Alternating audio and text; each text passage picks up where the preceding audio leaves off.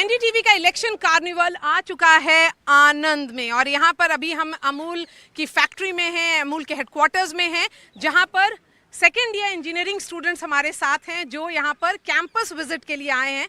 तो उनका मूड समझते हैं क्योंकि ये लोग फर्स्ट टाइम वोटर्स भी हैं। किस मुद्दे पर आप लोग वोट देंगे?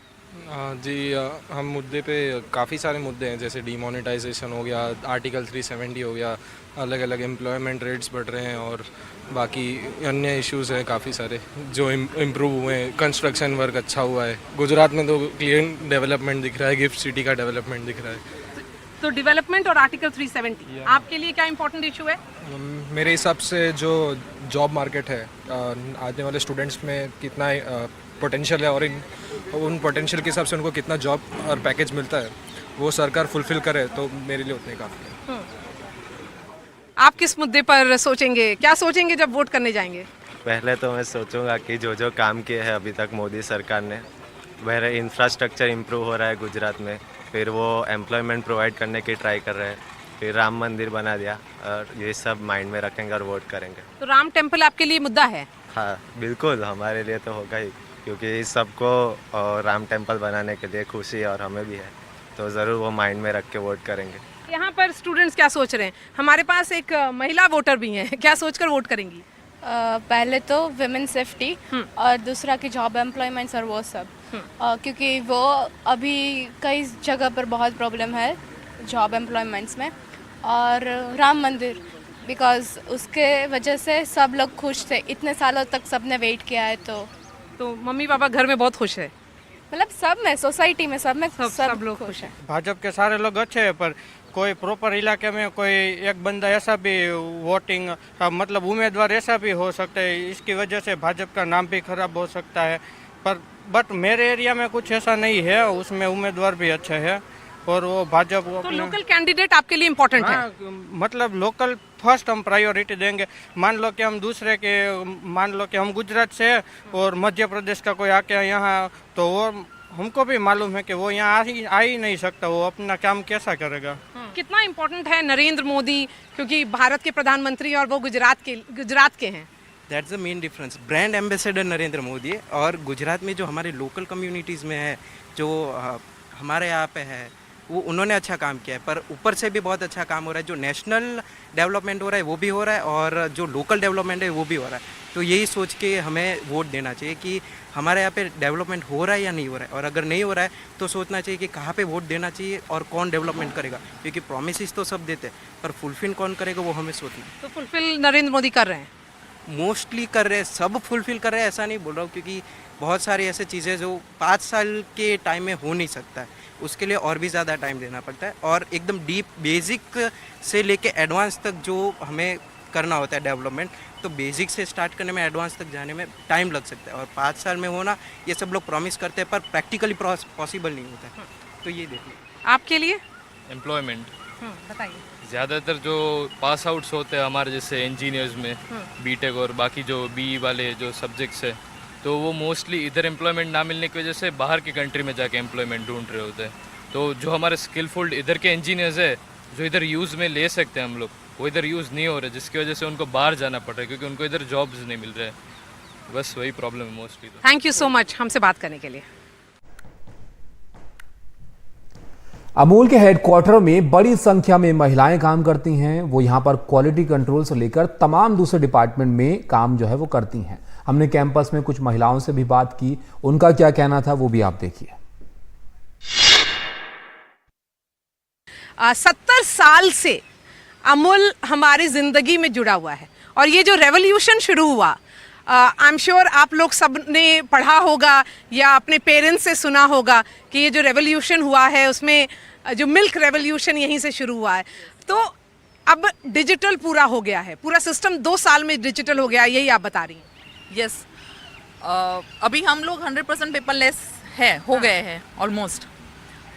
एंड और ये पेपरलेस में होने में कितना टाइम लगा? Almost 1 year. 1 ईयर में 1 ईयर लगा। और पूरा नॉट ओनली माय डिपार्टमेंट, पूरा केरा यूनियन आप बोल सकते हो, इट इज 100% पेपरलेस नाउ। और आप क्वालिटी कंट्रोल डिपार्टमेंट को हेड करती हैं? यस, क्वालिटी कंट्रोल डिपार्टमेंट में हूँ मैं। 12 साल का सफर, 12 साल बताया ना हाँ आपने? मेरा 12 साल कंप्लीट हुआ है। 2012 में ज्वाइन किया था मैंने। अभी 12 साल में तो बहुत कुछ सीखा है, नया सीखा है और मेरा सफ़र परफेक्टली अच्छा चल रहा है अभी तो। आपने क्या क्या सीख लिया 7 महीने में? बहुत कुछ सीख लिया है। क्वालिटी एनालिसिस पूरा सीख रही हूँ अभी, पर बहुत सारा सीखने को बाकी है। नए जनरेशन की महिलाएं हैं आप लोग, आप लोग भी हैं हम लोग भी नए जनरेशन ही में आएंगे।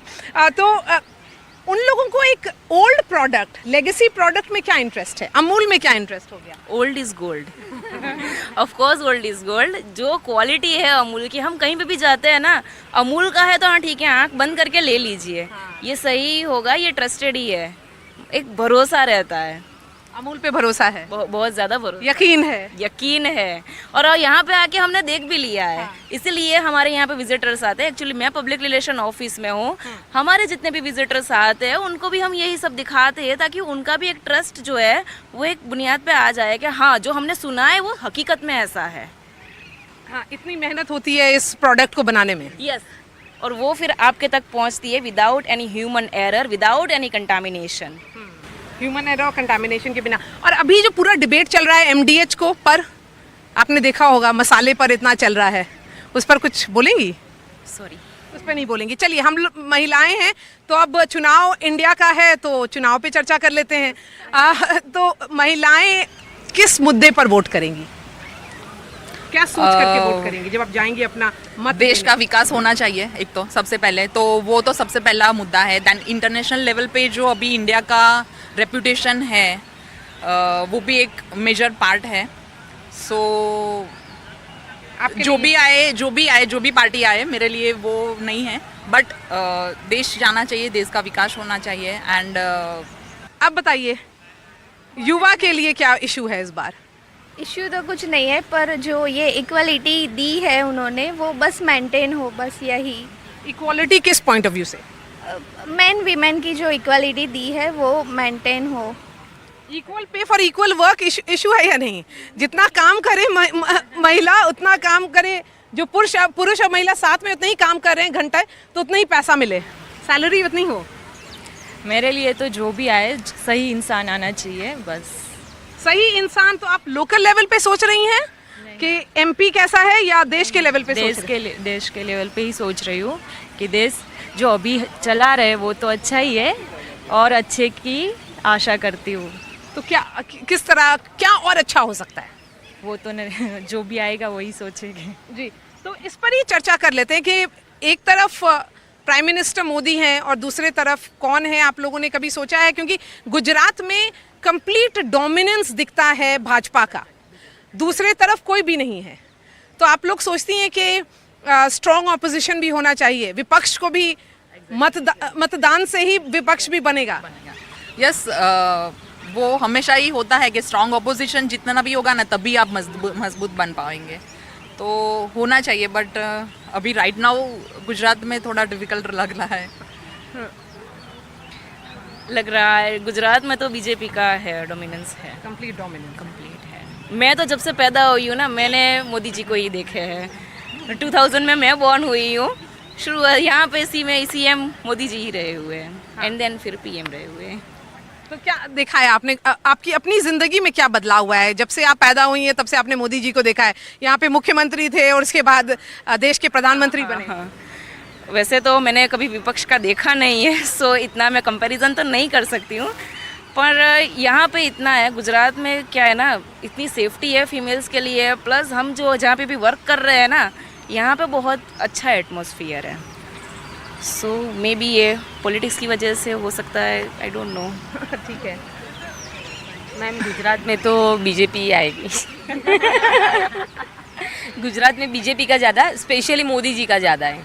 कोई पार्टी नहीं देखता है, मोदी जी को वोट देना है करके वोट डाल देते हैं मोदी जी के नाम पर। हाँ। चलिए, कुछ और महिलाएं आजकल क्या चर्चा कर रही हैं यहाँ? किस बात पे चर्चा हो रही है महिलाओं के बीच में सबसे ज़्यादा? ऑपोजिशन में कौन सा नेता सही लगता है कि लगता है कि कोई कुछ करेगा?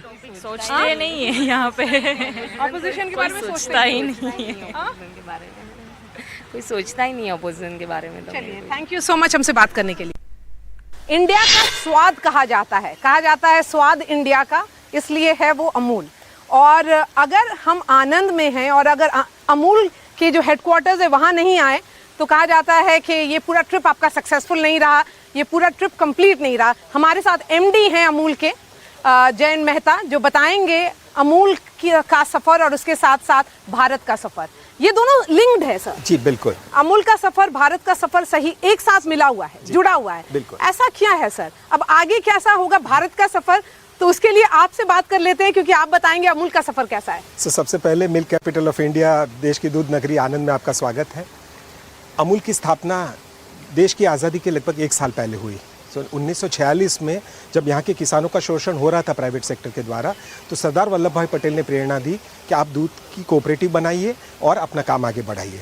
तो सिर्फ 2 दूध मंडली से और 250 लीटर दूध से अमूल की स्थापना हुई 1946 दिसंबर में, और तब से लेकर आज तक अमूल विश्व की सबसे बड़ी किसान मालिकी वाली कोऑपरेटिव संस्था बन चुकी है, और भरोसेमंद भी। तो 36 लाख किसान परिवार से जुड़ी ये संस्था, जो 18,600 गांव में लोग रहते हैं, रोज का 310 लाख लीटर दूध इकट्ठा करते हैं, और सालाना 80,000 करोड़ का अमूल ब्रांड का टर्नओवर है। 100 डेयरी प्लांट्स हैं, 18 दूध संघ हैं, और 50 से ज़्यादा प्रोडक्ट्स हैं, और 1200 से ज़्यादा पैकिंग्स हैं। तो ये एक बहुत ही कंज्यूमर के लिए value for money product, producer के लिए दूध के सबसे उचित दाम देने वाली संस्था ये बन चुकी है। उसके बारे में बताइए। तो ये तो हमारे मालिक हैं, हमारे किसान सभासद हैं, जो अपना दिन रात मेहनत करके आज अमूल को जिस ऊंचाई तक पहुंचाया है, तो ये किसान परिवारों की वजह से आज अमूल इस ऊंचाई तक पहुंचा है। और हम जो विश्वास करते हैं कि आगे जाके, आपने जैसे भविष्य की बात की, तो भारत आज विश्व का 24% दूध प्रोडक्शन करता है, और अगले 10 साल में भारत का हिस्सा 1/3 हो जाएगा। अभी तो आपका इसी आइकॉन का सबसे बड़ा इश्तिहार जो चल रहा है, रोटी, कपड़ा और मतदान, बिल्कुल वो चल रहा है। हाँ। तो मुझे उसके बारे में बताइए कि आप लोगों का रोल एडवर्टाइजमेंट्स में कितना ज़्यादा रहता है, और बहुत ज़्यादा मैसेजिंग होती है जो शार्प भी होती है उसके साथ साथ। देखिए, अमूल के हर तरह के इश्तेहार होते हैं। तो अमूल दूध पीता है इंडिया से लेकर Amul the taste of India, और हर प्रोडक्ट की कम्युनिकेशन। पर अमूल टॉपिकल एक ऐसा कैंपेन है कि जो देश में विदेश में जो चीज़ें होती हैं उस पर उसको कमेंट करना। तो अभी इलेक्शन का माहौल है, तो आपने इस टॉपिकल की बात की, फिर IPL की होगी तो IPL वाले टॉपिकल आएंगे, फिल्म की बातें होंगी, देश विदेश की घटनाओं की बातें होंगी, नेताओं की बातें होती है। तो ये अमूल गर्ल अपने खुद के मन से ये चीज़ पे कमेंट करती है, ना उसको कोई कह सकता है उसको क्या कहना है, और वो ना कहेगी जो आप उसको कहोगे करने को। तो ये एक बहुत ही पिछले 55 साल से एक लेगेसी कैंपेन चल रहा है, और लोगों को पसंद है। प्राइम मिनिस्टर मोदी ने टारगेट रखा है हिंदुस्तान के लिए, बोला है वर्ल्ड की 3rd लार्जेस्ट इकोनॉमी का उन्होंने एम्बिशन रखा है। G20 में इस पे काफ़ी चर्चा हुई। आप लोग W20 के ऑफिशियल पार्टनर थे।